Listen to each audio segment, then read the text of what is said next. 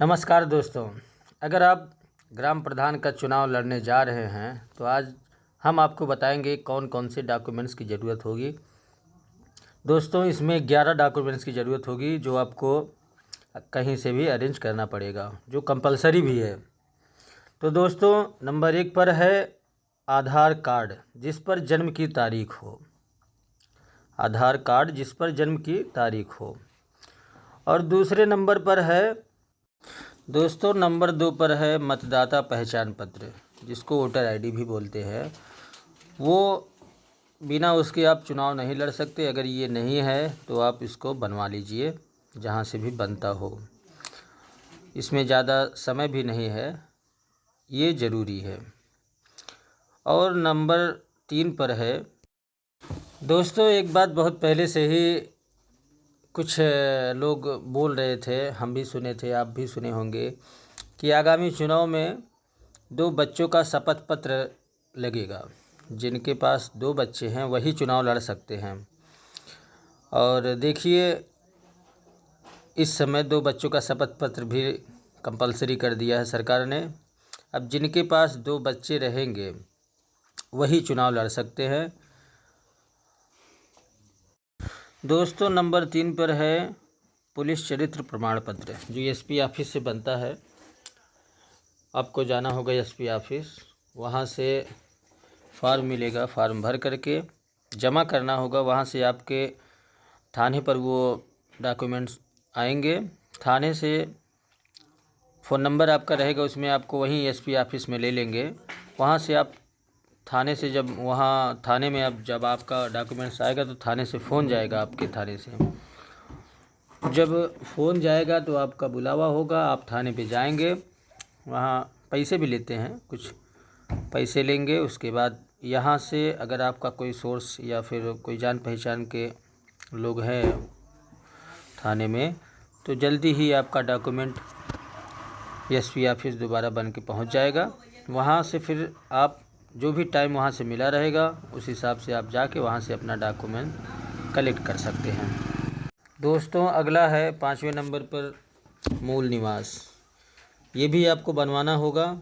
मूल निवास जो भी होगा, जहाँ से भी बनता होगा, आप लोग पता लगा लीजिए। यहीं तहसील से ही बन जाएगी, ये भी ज़रूरी है। दोस्तों, नंबर 6 पे है जाति प्रमाण पत्र, जिसको आप इंग्लिश में कास्ट सर्टिफिकेट भी बोल सकते हैं। ये बहुत ज़रूरी है। ये अगर आपके पास ना हो तो आप बनवा लीजिए। ये भी सारे डॉक्यूमेंट के साथ लगेगा। दोस्तों, नंबर 6 पे है पैन कार्ड। पैन कार्ड भी लगेगा, ये भी आप जान लीजिए। अब तो सबके पास पैन कार्ड होता ही है। अगर ना हो तो आप जाके किसी भी जन सेवा केंद्र से बनवा सकते हैं, 10-5 दिन में बन जाएगा। ये सारे डॉक्यूमेंट कंपलसरी है। अगला नंबर है दोस्तों, 8 नंबर पर है शौचालय। शौचालय का शपथ पत्र। अगर आपके घर में शौचालय नहीं है तो आप चुनाव नहीं लड़ सकते। बहुत सही। अगर आपके पास शौचालय नहीं है तो आप चुनाव नहीं लड़ सकते। दोस्तों, शौचालय कंपलसरी है। भारत सरकार द्वारा ये निर्देश दिया गया है कि शौचालय बहुत ज़रूरी है। दोस्तों, 9 नंबर पर है पासपोर्ट साइज फ़ोटो। वो आप रख लीजिए, वो भी लगेंगे, ये बहुत ज़रूरी है। अगला डॉक्यूमेंट्स है 10वां आय प्रमाण पत्र। ये भी बहुत ज़रूरी है। अगर ये आपके पास नहीं है तो आप बनवा लीजिए, ये भी लगेगा, क्योंकि भारत सरकार के निर्देशानुसार आय प्रमाण पत्र ज़रूरी है चुनाव लड़ने के लिए। दोस्तों, 11वां है एनओसी। यह आपको अपनी पंचायत से मिल जाएगी आसानी से। आप अपनी डॉक्यूमेंट्स की व्यवस्था कहीं से भी आप कर लीजिए, नहीं तो आप बहुत बड़ी प्रॉब्लम में फंस सकते हैं। एनओसी भी लगेगा। एक बार फिर से सुन लीजिए, मैं बोल देता हूँ। पहले नंबर पर है आधार कार्ड जिस पर जन्म की तारीख हो।